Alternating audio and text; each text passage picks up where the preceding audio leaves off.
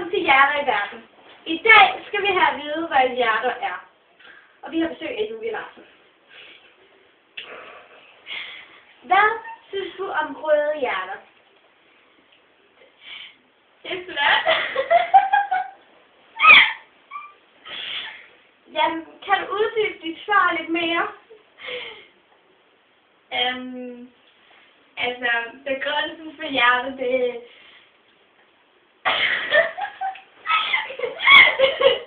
egentlig så var faktisk bare, det kom altså hjertet, det er jo, det kan jo ikke være mange ting, ikke? Jo, det kan selvfølgelig. Altså, der er jo både julehjerter og masser af ting. Hvad betyder hjerter for dig? Altså hjertet, det betyder jo alt for mig. Hvad er det bedste ved hjertet? Det er det røde. Hvorfor er det det?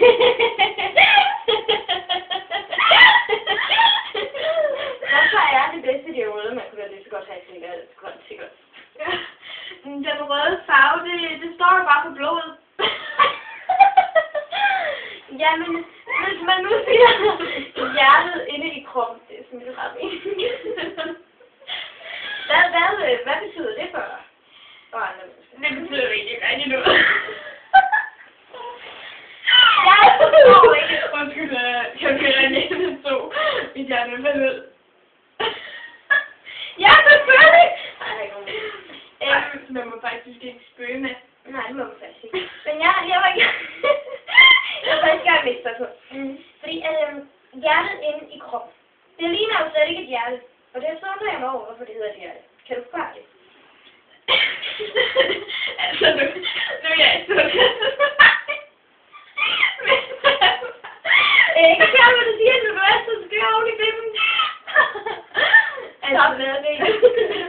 Altså, nu er jeg jo sundhedsplejerske, men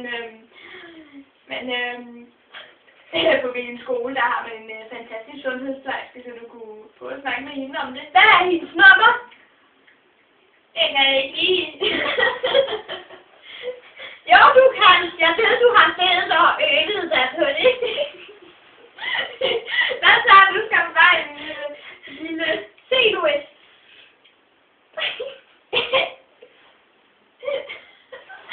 Okay.